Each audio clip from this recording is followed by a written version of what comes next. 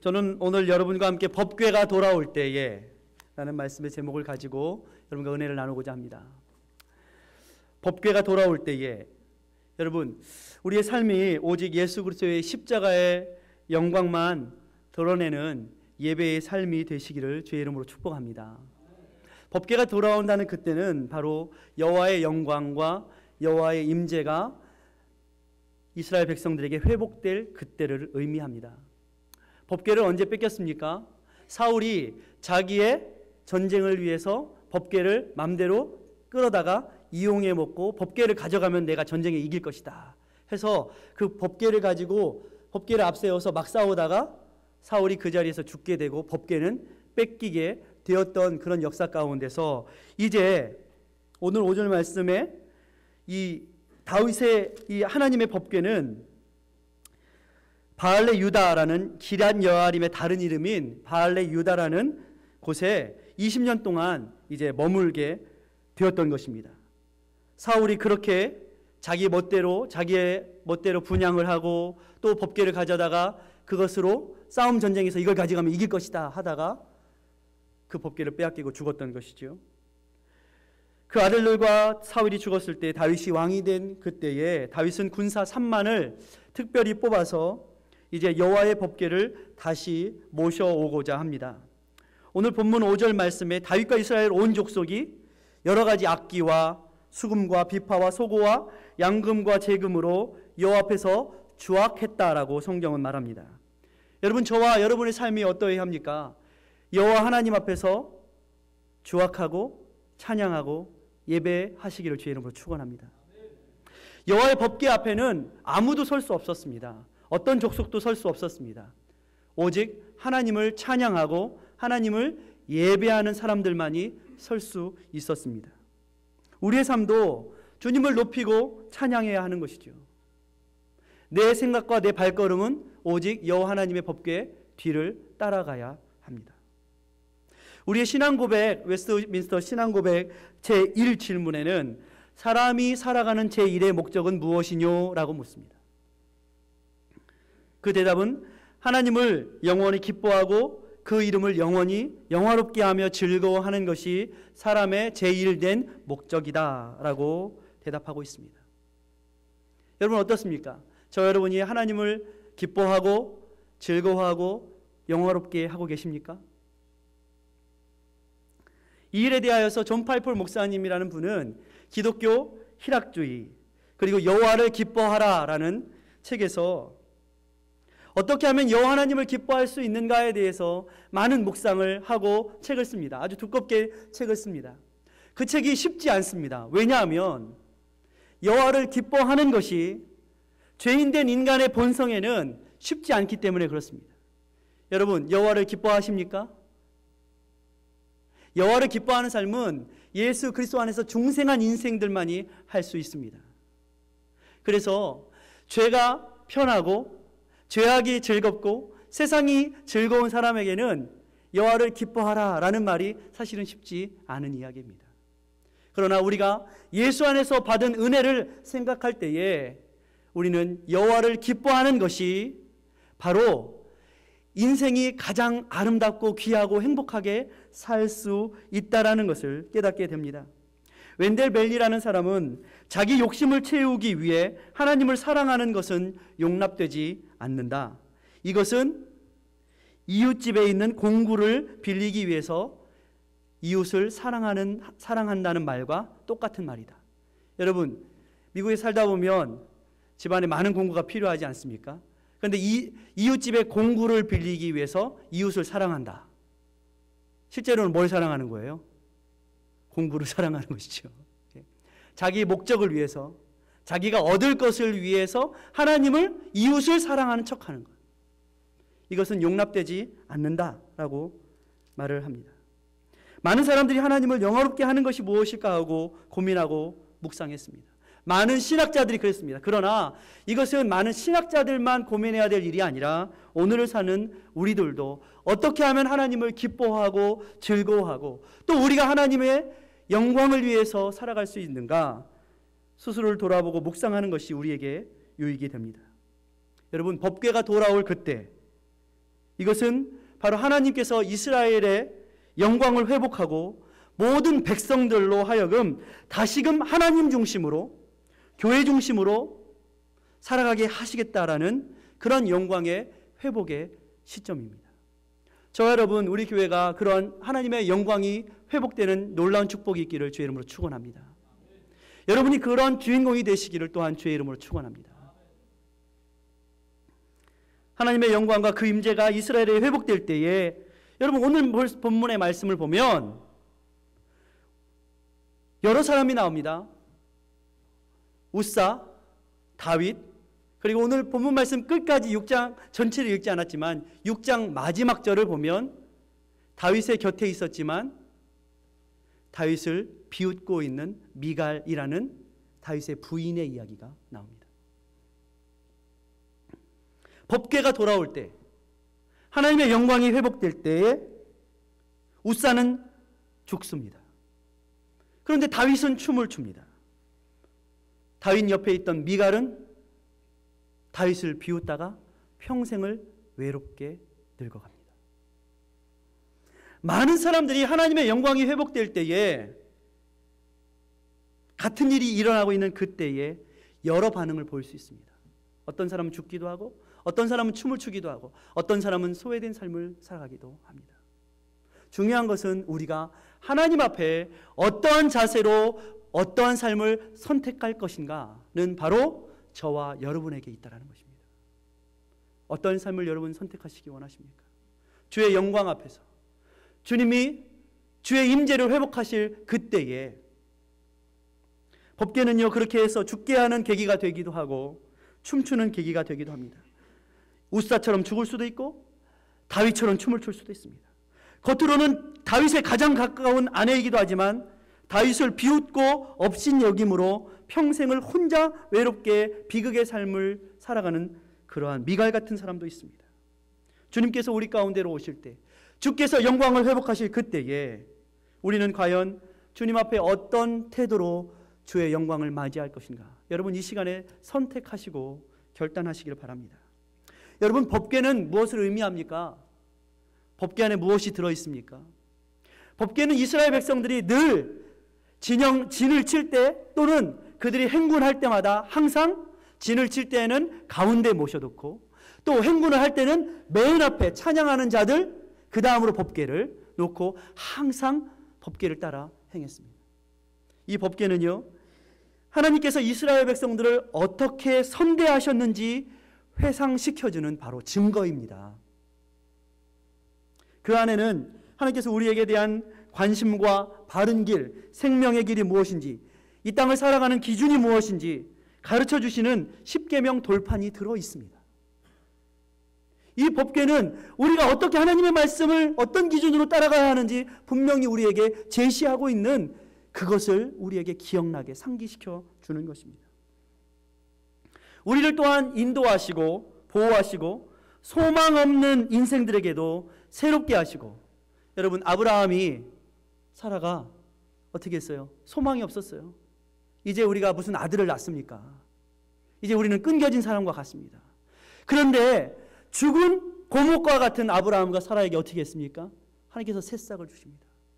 마치 이 지팡이가 죽은 줄 알았는데 그곳에 살구 새 잎이 나고 살구 꽃이 피는 것처럼 하나님은 죽은 것과 같이 소망이 없는 그런 세대에도 하나님의 법궤는, 하나님의 영광은 우리로 하여금 다시 살게 하시고 다시 일어서게 하시고 다시 부흥케 하시고 다시 소망을 주시는 하나님의 놀라운 역사를 기억하게 하시는 그 말씀인 것입니다. 아무것도 없는 메마른 땅에, 사망의 땅에서도, 죽음의 땅에서도 근심과 끼니의 걱정 가운데서 한숨 짓는 인생들에게 주님을 따르면 최소한 하나님께서는 우리에게 하늘의 만나로 매일매일 먹이실 것이다. 이러한 만나가 든 항아리가 그곳에 있습니다.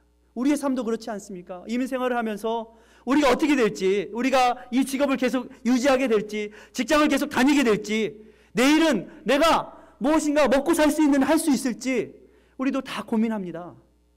어떻게 해야 될지 모릅니다.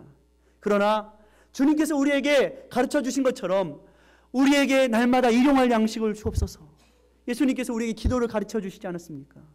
주님 앞에 간절히 기도하면 주님께서 최소한 날마다 일용할 양식을 우리에게 주실 것이다 라는 그 증거가 바로 그 법궤 안에 만나로 항아리로 들어있는 것입니다. 이 모든 것들은 바로 하나님께서 무지하고 또한 불순종하고 주님을 따라가지 싫어하는, 주님을 즐거워하지 못하는 인생들에게 여전히 우리를 선대하시고 여전히 우리를 사랑하시고 상한 갈대와 같은 우리를 꺾지 않으시고 꺼져가는 심지와 같은 우리들을 끄지 않으시는 주님의 그 긍휼과 사랑이 우리를 얼마나 아끼시고 사랑하시는지 보여주시는 그 증거가 그 안에 들어있는 것입니다. 그 은혜가 지금 이스라엘 다윗의 동네로 회복되어 돌아오고 있을 때에 여러 가지 반응들이 사람들 가운데 나타나고 있는 것입니다. 오늘 법궤 앞에는 오직 하나님을 높이고 찬양하는 찬양만이 있어야 합니다. 주의 영광 앞에 우리는 그저 낮아지고 순종해야 합니다. 내가 없고 오직 십자가의 영광, 그리스도의 예수의 영광만이 저와 여러분 가운데, 교회 가운데 있기를 주의 이름으로 축원합니다. 오늘 성경의 인물들을 통해서 저는 우리의 모습을 살피고 새롭게 되어지는 시간이 되기를 원합니다. 첫 번째는 우사입니다. 우사는 오늘 법궤가 돌아올 때 죽습니다. 우사에 대한 한 가지 통찰은 이것입니다. 주제넘게 하나님을 관리하는 책임자 행세를 하려 들면 죽게 된다는 것입니다. 우사는 하나님을 상자 안에 넣어두고 세상의 오물이 묻지 않도록 하나님을 지킬 책임이 자신에게 있는 양 나서는 사람입니다. 하나님의 주권과 주인됨을 인정하기보다는 내가 지키겠다는 거예요. 일종의 메시아 증후군이라는 거죠. 메시아 증후군. 메시아 증후군이 뭔지 아시죠, 여러분? 우리를 자극하는 메시아 증후군을 하게 하는 많은 일들이 있습니다. 어렸을 때 여러분 그거 아시죠? 어린아이들이 보자기를 쓰고 슈퍼맨 하고 돌아다닙니다. 어린아이들은 그런 생각을 하면서 풍선을 들고 아파트에서 뛰어내리면 이 풍선과 함께 내가 나를 수 있으리라는 착각을 합니다. 모든 것이 내 생각과 관리대로 돌아가야 된다는 거예요. 주님께 맡기고 주님의 지혜와 인도하심이 우리를 인도하실 것이라는 것보다는 당장 내 생각과 뜻대로 되지 않으면 거룩한 법궤에 내 손을 대서라도 관리를 하겠다라는 거예요. 역사의 주관자이신 주님의 손길을 내 손으로 틀어보겠다. 이게 우사의 모습이었어요. 하나님을, 법궤를 내가 지킨다. 여러분, 독수리 오형제, 마징가 제트, 짱가, 황금박쥐, 허랑과 방탕으로 살아가던 어거스틴 여러분 아시죠? 어거스틴이 이런 말을 했습니다. 그가 주님 앞에 중생하고 예수님을 만난 후에 이렇게 말을 했습니다. 사람들은 자신의 영혼의 상태가 형편없는 것보다 자신의 별장이, 자동차가, 옷이 형편없음을 보고 더 고통스러워한다. 그래서 우리는 어떻게 해야 돼요? 어거스틴이 중생하고 예수님을 만난 다음에 이 말을 했어요. 우리도 어떻게 해야 돼요? 우리를 돌아봐야 한다는 거예요. 오늘 우리 집사님께서 기도하시면서 우리를 돌아보게 해주십시오. 우리의 모습을 돌아보게 해주십시오. 기도한 것처럼 우리가 정말 하나님 앞에 누구를, 남이 아닌 나 자신을 돌아보는, 하나님의 말씀 앞에서, 하나님의 임재 앞에서 나 자신을 돌아보아야 한다는 것입니다. 우리 모두는 너나 나나 할 것 없이 모두가 나의 영적인 상태가 어떠한 지경인지 스스로 돌아보아야 할 것입니다. 행여나 나에게는 이런 우사의 모습이 없는지, 내가 하나님 되려고 하는지는 않는지, 하나님처럼 지혜롭게 될 만큼 교만하여져서 금단의 열매를 따먹으려고 하고 있진 않은지, 나는 목이 곧아져 있지는 않은지. 여러분, 법궤의 운반법은요, 구별된 레위인들이 법궤고리에 막대기를 끼워 운반했어야 합니다. 어깨에 메고 운반을 했어야 돼요. 무겁죠, 힘들죠, 귀찮죠. 그러나 그것이 하나님께서 내리신 명령입니다. 아비나답의 아들 야효와 우사는 이 일을 감당해야 되는 청직이었습니다. 하나님이 시키면 시키는 그대로 하면 되는 것이죠. 자기 생각은 없어야 합니다. 모세를 통해 하나님은 그 운반법까지도 꼼꼼히 지도해 주셨습니다. 주의 사람들은 반드시 그 명령에 순종해야 합니다. 그러나 우사는 그 명령을 무시했습니다. 대신 블레셋, 그동안에 익숙했던 블레셋식의 최신의 혁신 기술인 황소가 끄는 수레를 이용했습니다. 사무엘상 6장을 보면 더 자세하게 나옵니다. 편리한 황소술에는 터벅터벅 걷는 레위인들보다 법궤를 운반하는 데 훨씬 더 효율적인 방법인 것처럼 보입니다. 그러나 자세히 살펴보면 그 방법은 또한 비인격적인 방법이기도 합니다. 사람이 하는 것이 아니라 기계가, 짐승이 하고 있습니다. 거기에 함정이 있습니다. 오늘날 많은 교회들이 여기에 함정이 있습니다. 여러분, 이 시대에 교회들이 예배당 안에다가 큰 무대를 만들어 놓고 거기서 서커스 쇼를 합니다. 사람들에게 많이 오라는 것이죠.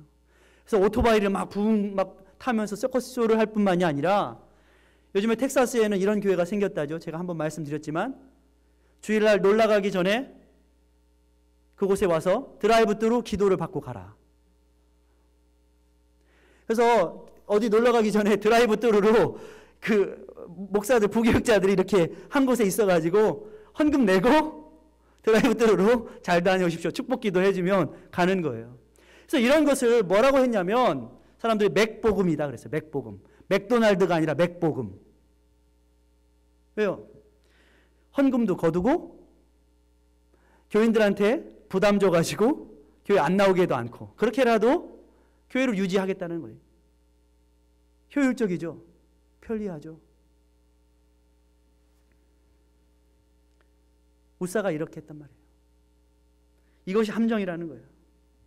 하나님의 교회가 하나님의 말씀과 하나님께서 시키신 법을 자기 멋대로 바꾸면 죽게 된다는 거예요. 이를테면 우사는 거룩한 본질을 고려하지 않은 채 무턱대고 효과적인 방법론을 받아들여서 자기가 모든 것을 관리하겠다라는 힘의 논리, 경제 논리로 하나님의 그 거룩함을 훼손하고 있는 것입니다. 우사는 스스로 하나님을 책임 관리하는 담당자였고 계속해서 담당자 자리에 자기가 앉아 있고자 했던 것입니다. 그가 원하는 곳에 하나님을 운반하여 실어두고 때로는 어딜 떨어지려고 그래? 제 자리 있어야지. 오늘 우사가 어떻게 했어요? 황소들이 어떻게 했어요? 낙원의 타작마당에 이르러서 소들이 뛰었어요. 왜 뛰었는지는 나와 있지 않지만 아마도 어쩌면 소들이 타작마당에서 먹을 것이 생겼으니까 굶었다가 먹고 싶어서 뛰었을 수도 있고 아니면 앞에 또 무슨 소리가 있어요? 악기 소리들이 하도 시끄러워서 뛰었을 수도 있고 그 이유는 말하고 있지 않지만 소들이 뛰었을 때 우사는 그 하나님의 거룩한 법궤에 자기 멋대로 손을 대고 7절 말씀에는 하나님의 우사의 잘못함을 분명히 우사가 잘못했다라고 하나님은 기록하고 계세요. 그리고 진노하사 저를 치셨다.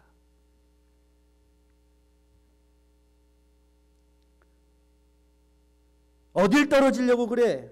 그 자리에 있어 하고서 우사는 그것을 관리하려고 했어요. 가두려고 했어요. 주장하려고 했어요. 여러분, 이러한 삶의 최종 결과는 죽음입니다. 왜냐하면 하나님께서는 인간의 관리 대상이 아니시기 때문에 그렇습니다. 바울은 갈라디아 교인들에게 자기의 공로와 의를 의지하여서 구원을 이루겠다라는 갈라디아 교인들이 이게 거짓이에요. 거짓에 속은 갈라디아 교인들에게 이렇게 말했어요. 너희가 성령으로 하나님의 십자가의 은혜로 시작하였다가 육체로 사람의 공로로 썩어질 것으로 마치겠느냐라고 그들을 책망하고 있습니다. 하나님의 은혜보다는 인간의 자기 능력, 공로를 의지하는 방법이 천국 가는 데는 훨씬 더 폼나 보이고 설득력 있어 보이지만 그러나 하나님은 다듬은 돌과 깎은 나무, 훌륭한 사산과 멋진 느낌 안에 갇혀 계신 하나님이 아니시라는 것입니다. 그 무엇으로도 만들어진 상자이든 하나님을 가둘 수도 없습니다. 하나님의 보호의 손길보다 더 믿는 것은 우리가 무엇인가를 하나님보다 더 믿고 의지하는 것은 바로 그것이 우상 숭배인 것입니다. 하나님은 스스로 한 분이시고 스스로 거룩하신 하나님이신 줄 믿으시기를 주의 이름으로 축원합니다. 우리가 그 앞에 순종해야 합니다. 그 앞에 우리가 거룩하게 낮아져야 합니다. 우리가 하나님을 책임지는 것이 아니라 하나님께서 우리의 삶을 책임지십니다. 고난과 고통의 때에 바로 그때에 하나님께서 돕지 않으시면 우리가 하나님의 손길 가운데 정능자의 그늘 가운데 피하지 않으면 우리의 힘과 능력으로는 우리는 안전하지 못합니다. 하나님께서 그 전능하신 하나님께서 우리를 지키시고 여러분의 삶을, 우리의 교회를, 여러분의 가정을 지키시는 것입니다. 우사의 이야기는요, 하나님의 경고입니다. 만일 우사처럼 행동한다면 우리는 머지않아 죽은 사람이 될 것입니다. 영원히 죽은 사람, 살아계신 하나님을 마치 죽은 물건인 양 대하는 죽은 사람이 될 것이라는 하나님의 경고입니다. 바리새인처럼 회칠한 무덤과 같이 하나님의 임재 앞에서 깨우침과 죄책감이 없이 살았으나 죽은 자와 같이 될 것이라는 것을 성경은 말하고 있습니다. 그래서 우리 가운데 울어야 하는 것입니다. 신앙은 언제 시작됩니까? 나 자신의 능력과 나 자신의 모습 가운데 절망하고 나는 이렇게 부족합니다 라고 주님 앞에 울 수 있을 때 진정한 구원의 구속의 시작이 되는 것입니다. 우사가요, 갑작스럽게 죽은 게 아닙니다. 갑작스럽게 죽은 것 같아 보이죠. 그는 이미 오래전부터 서서히 죽어가고 있었습니다. 그는 죽은 사람의 뼈 같은 죽은 행위들만 가득하고 믿음과 경배의 영은 내면 속에서 오래전에 지식사한 사람과 같은 것입니다. 두 번째는 이것입니다. 오늘 말씀에 다윗이 있습니다. 다윗은 오늘 하나님 앞에 법궤 앞에서 춤을 추고 있습니다. 죽은 사람의 특징은 무엇이죠? 점점 뻣뻣하게 굳어간다는 것입니다.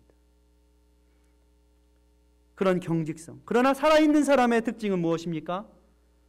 유연하다는 것입니다. 자유하다는 것입니다. 춤을 출 수 있다는 것입니다.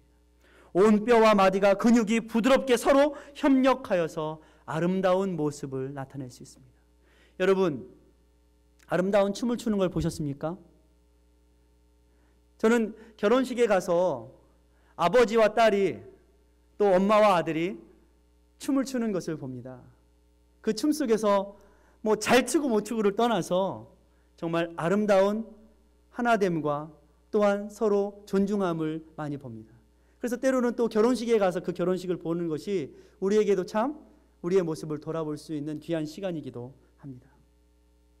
여러분, 사랑으로 제정신을 잃을 때, 여러분도 다 사랑으로 제정신을 잃어보셨죠? 지금은 제정신으로 돌아오셨지만,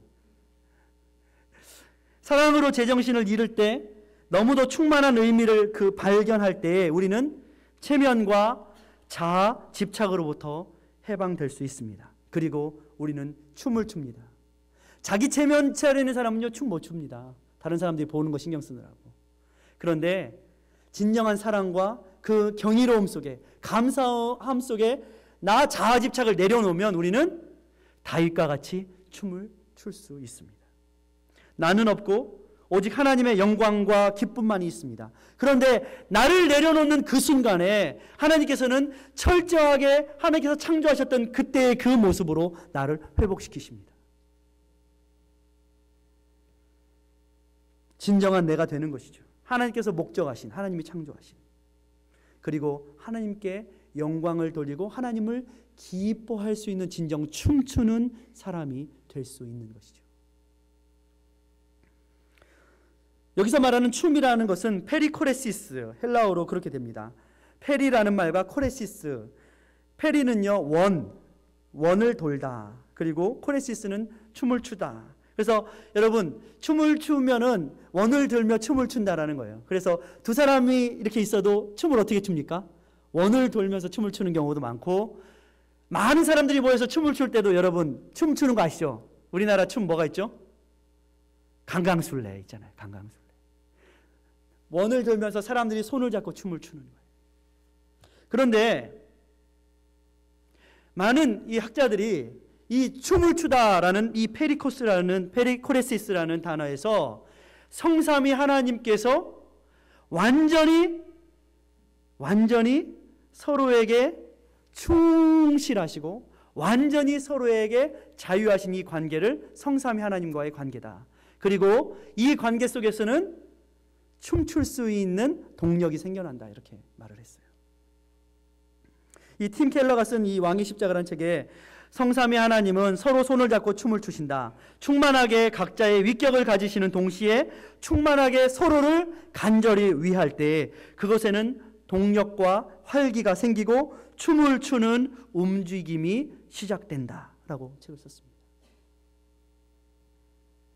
이것이 바로 예배의 본질이자 예배자의 자세입니다. 다윗이 하나님 앞에 춤을 춥니다. 자기는 없고 세상과 나는 간대없고 구속한 주만 보이도다. 이것이 나의 간증이요 이것이 나의 찬송일세. 나 사는 동안 끊임없이 구주를 찬송함이로다. 이것이 바로 예배자의 자세라는 거예요. 예배는요 우리가 자아 집착을 중단하는 거예요. 하나님의 임재에 주목하기 위한 자아 집착을 중단하는 전략 중에 하나가 예배입니다. 예배라는 말은요 아바트, 봉사하다, 섬기다, 하나님을 향해서. 샤하라는 뜻도 있어요. 굴복하다, 복종하다, 자신을 엎드려요 순종하다, 이런 뜻이에요. 우리가 하나님 앞에 자신을 내려놓고 순종할 때에 우리는 오히려 자유하게 되고 춤을 출 수 있게 되고 기뻐할 수 있게 된다는 것입니다. 예배는 우리가 의도적으로 하나님께 주목하기 위해서 따로 떼어놓는 시간이자 따로 떼어놓는 장소입니다. 여러분, 그래서 우리가 이 시간에 따로 시간을 정해서 따로 시간과 장소를 정하고 예배를 드리는 것입니다. 그런데 하나님께서 여기에만 계십니까? 그렇지는 않아요. 여기에만 계시지 않고 온 우주 만물에 계시지만 우리는 의도적으로 그렇게 우리의 시간과 장소를 떼어서 하나님께 자아 집착을 중단하고 주님께 나오지 않으면 우리의 이 자아 집착은 너무나도 뿌리 깊고 고질적이어서 이 시간을 의도적으로 빼어놓지 않으면, 의도적으로 정해놓지 않으면 우리는 다른 장소에서도 예배할 수 없어요. 이 한 시간에, 지금 예배 시간 이 한 시간에 집중해서 예배 드리지 못하면서 평소에 내가 예배 잘 드릴 수 있다라는 말은 다 말짱? 거짓말이라는 거죠. 그래서 의도적으로 우리는 이 시간에 하나님께 집중할 수 있는 훈련을 해야 된다는 거예요. 그래서 요 집중할 수 있는 훈련을 해야지 우리가 이것을 토대로 삶 속에서, 세상 속에서도 하나님을 예배할 수 있는 것으로 확장된 예배의 삶을 살아갈 수 있다는 것이죠. 예배를 통해서 저는 이 표현을 참 좋아합니다. 어떤 사람이 이런 말을 했어요. 예배를 통해서 요만하면 됐어. 나 예배를 드리다 보니까 나 이만하면 됐어. 야, 나 이만하면 잘했어. 나 이만하면 대단한 것 같아.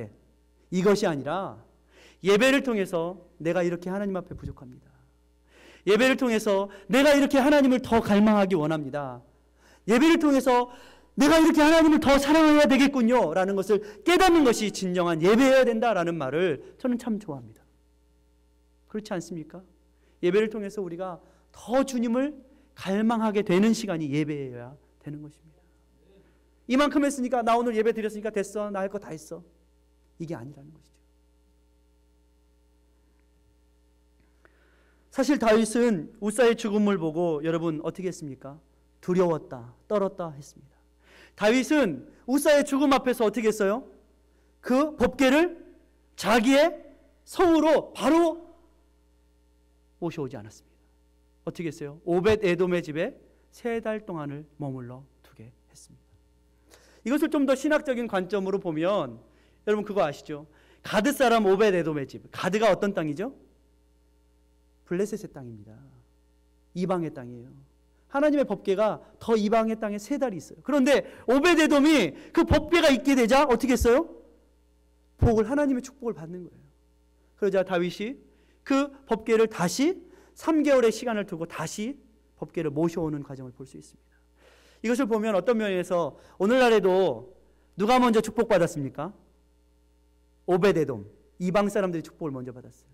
기독교 역사에도 보면요, 이스라엘 백성들보다 하나님께서 어떻게 했어요? 이방 사람인 우리가 먼저 구원받게 했어요. 아직도 유대인들은 예수님을 잘 못 믿어요. 그러나 이방 사람들이 예수 믿고 축복받는 것을 보고 어떻게 했어요? 이스라엘 백성들이 지금 돌아오고 있어요. 주님께로 돌아오고 있어요. 그런 의미에서 성경을 해석할 수도 있겠지만 조금 오늘은 좀 이렇게 좁게 깊게 생각하기 위해서, 그러나 다윗은 이 말씀을 통해서 회복한 것이 있습니다. 그것은 무엇이냐면 하나님을 경외하는 두려움을 회복했습니다. 내가 좋아한다고, 저게 축복이라고, 축복의 상자라고 자기 멋대로 어떻게 했어요? 그것을 모셔오는 것이 아니었어요. 오늘 제가 왜 15절 말씀을 읽었냐면 성경에 이렇게 말하고 있어요. 다윗과 온 이스라엘 족속이 즐거이 부르며 나팔 소리를 불고 여호와의 궤를 어떻게 했다고요? 메어오니라 이렇게 표현하고 있어요. 이전까지는 여호와의 법궤가 어디 있었죠? 수레에 실려 있었어요. 그런데 다윗이 우사의 죽음을 보고 회복한 것은 무엇이냐면 여호와를 경외하는 것. 내가 우사처럼 여호와의 법궤를 그렇게 실어 다니고 여호와의 법궤를 끌고 다니고 하면 안 되겠구나. 하나님 앞에 그는 회개하고 여호와를 두려워하는 마음을 회복했던 거예요. 그렇습니다. 우리의 삶 가운데 이러한 우사의 모습을 보면서 우리도 돌아보아야 합니다. 나도 여호와의 법궤를, 하나님의 임재를 내 멋대로 끌고 다니고 내 멋대로 싣고 다니지 않았는가 돌아보아야 하는 거예요. 그리고 하나님을 두려워하고 내가 여호와의 법궤를 끌고 다니고 싣고 다닐 것이 아니라 내 어깨에 메고 다녀야 되는구나 하는 것을 우리의 마음에 회복해야 되는 거예요. 다윗은 그 마음을 3달 동안 여호와 하나님의 그 임재하심과 그 축복을 바라보면서 어떻게 했어요? 자기를 비우고 자기의 모든 욕심을 내려놓는 그 3달의 기회를 삼았던 거예요. 여호와의 축복이 귀한 것이지만 그 축복은 내 욕심으로 얻을 수 있는 것이 아니라 나를 회개하고 내려놓고 내 마음을 비울 때에 하나님의 축복을 우리가 받을 수 있는 것이구나 하고 다윗은 자기를 돌아보는 시간으로 삼았다는 것입니다. 여러분, 그렇습니다. 좋은 것이니 무턱대고 달려들지 않고 자기를 살피는 시간, 축복의 빈 그릇을 우리의 마음속에 준비하는 그 시간이 모든 인생들에게 필요한 것입니다. 자기의 경직된 모습, 집착을 내려놓는 훈련이 우리에게 필요한 이유가 바로 여기에 있는 거예요. 우리가 예배를 드려야 되는 이유가 바로 여기에 있는 거예요. 나의 부족함과 연약함을 주님 앞에 내려놓고 푸는 연습을 하지 않으면 우리는 점점 경직됩니다. 여러분, 운동선수들이 운동을 마친 다음에 처음으로 하는 것이 뭔지 아십니까? 푸는 훈련을 합니다. 푸는 훈련. 하나님께서는 우리에게 이런 푸는 훈련, 우리가 자꾸 세상 속에 경직되어져 가고 죽어져 갈까 봐 우리에게 풀게 하셔요. 푸는 훈련을 하게 하세요. 그게 무엇이죠? 우리에게 안식일을 주시는 거예요. 너희들 세상 속에서 자꾸 경직되어서 죽어가지 말고 주님 앞에 풀고 자유하고 그 경직된 것을 푸는 시간에는 무엇이 있냐면 함께 주님을 찬양하고 예배하는 축제가 함께 있는 거예요. 그래서 안식일에는요, 축제가 있습니다. 안식일에는 푸는 것이 있습니다. 안식일에는요, 주님 앞에 내려놓는 것이 있습니다. 풀지 않으면 우리는 뻣뻣하게 굳어져 죽게 될 것입니다. 그리고 이것이 바로 죽음에 이르는 병이 되는 것입니다. 마지막 3번째는 이것입니다. 한 여인, 미갈이라는 여인이 있습니다. 남편은 춤추고 있는데 미갈은 정신이 없어요. 남편은 하나님 앞에, 그 임재 앞에 기뻐하고 예배하고 있는데 미갈은 구경만 하고 있어요. 그녀의 눈에는 다윗이 이해가 안 갑니다. 같이 한 이불을 덮고 사는 사이인데도요, 그녀에게는 영적인 감각이 온데간데 없습니다. 여러분, 여기서 잘 기억하셔야 될 것은, 여러분, 내 아내가 믿음이 좋으니까 나는 치마를 붙들고 가면 천국 갈 것이다, 착각하시면 안 됩니다. 믿음은 다 각자입니다. 다 각자입니다. 우리 남편이 신앙생활 잘하니까 나는 그 바지거랭이를 잡고 가면 될 것이다, 착각입니다. 그녀에게는 예배에 동참하고 예배를 돕는 여인이 아니라 구경꾼이에요. 예배는 그저 그 자리에 있다고, 이 자리에 앉아 있다고 예배를 드리는 것이 아닙니다. 미갈은 거룩한 자리에 있지만 거룩과 상관없는 모습을 보입니다. 그리고 16절 말씀을 오늘 제가 읽진 않았지만 16절 말씀에 이렇게 말하고 있어요. 여호와의 궤가 다윗성으로 돌아올 때에 사울의 딸 미갈이 창으로 내다보다가, 구경하고 있죠. 다윗 왕이 여호와 앞에서 뛰놀며 춤추는 것을 보고 심중에 그 마음속으로 저를 업신여기니라 이랬어요. 저를 업신여기니라. 알렉산더 와이트라는 사람은 이 대목을 보면서 이렇게 말을 합니다. 귀먹은 이들은 언제나 춤추는 이들을 경멸하게 마련이다. 귀먹은 이들이 왜 춤추는 이들을 경멸할까요? 음악이 안 들리니까 왜 춤을 추는지 몰라요. 하나님의 창조와 하나님의 은혜와 하나님의 기쁨의 음악이 지금 충만하게, 하나님의 임재가 그곳에 충만하게 오고 있는데 귀가 먹어가지고 왜 사람들이 춤을 추는지 모르는 거예요. 자기의 귀가 멀어서 예배하지 못하면서 하나님의 임재와 하나님의 거룩하심 앞에서 춤추고 예배하는 사람을 옆에서 경멸하고 방해하고 있는 것이 바로 미갈의 모습이라는 거예요. 하나님의 천상의 음악을 들어본 적이 없는 사람은 왜 사람들이 하나님 앞에서 춤을 추는지 도저히 알 길이 없습니다. 그래서 그녀의 반응은요, 다윗을 비웃습니다. 우리가 경계해야 할 것이 바로 여기에 있습니다. 교회에 나오면서 예배 자리에 앉아 있으면서도 하나님을 예배하고 찬양하는 이유를 모르는 것, 이것을 우리가 경계해야 돼요. 지금 이 시간에 주님 앞에 예배 드리면서 마음속에 다른 생각들로 가득 차 있는 거, 이거 경계해야 되는 거예요. 예배 안에 자유와 기쁨을 맛보기보다는, 그래서 하나님 앞에 춤추기보다는 체면 생각하고 이것 생각하고 저것 생각하고, 더욱 어때요? 매이고 또 매이고, 예배하려고 그러는데 매이고 혼란해지고 모호함에 빠지고. 그래서 사도 바울은 디모데에게 권면했어요. 디모데후서 3장 14절과 15절에는 이렇게 말하고 있어요. 디모데야, 너는 배우고 확실한 일에 거하라. 네가 네게서 배운 것을 알며 또 네가 어려서부터 성경을 알았나니 성경은 능히 너로 하여금 그리스도 예수 안에 있는 믿음으로 말미암아 구원에 이르는 지혜가 있게 하느니라. 잠언 18장 1절에는요, 무리에게서 스스로 나뉘는 자는 자기 소욕을 따르는 자라 온갖 참 지혜를 배척하는 자로다, 이렇게 말하고 있어요. 잠언 18장 6절에는 미련한 여인을 만나는 것이 새끼를 빼앗긴 암콤을 만날지언정, 미련한 여인을 만나는 것이 어때요? 새끼를 빼앗긴 암콤을 만나는 것이 미련한 여인을 만나는 것보다 더 낫다, 이렇게 성경 말하고 있어요. 그러므로 우리는 어떻게 해야 돼요? 오늘 말씀에 미갈은 남편을 도와 하나님을 찬양하고 예배하는 자리, 그리고 축복하는 자리에 나갔어야 하는 것이죠. 그렇습니다. 인생에 많은 일들이 있습니다. 똑같은 일을 당하면서도 많은 반응을 봅니다. 그럴 때 하나님께서는 우리가 다윗과 같이 하나님을 춤추고 예배하고 기뻐하는 자가 되기를 주님은 우리에게 원하고 계신 것입니다. 그러므로 우리가 그것은 결단하고 선택하는 일인 것입니다. 저와 여러분이 하나님 앞에 그렇게 주님을 예배하고 주께 영광 돌리는 그 사람을 지으신 목적을 잘 나타내드리는 저와 여러분이 되시기를 주의 이름으로 축원합니다. 기도합니다. 사랑의 주님, 감사합니다.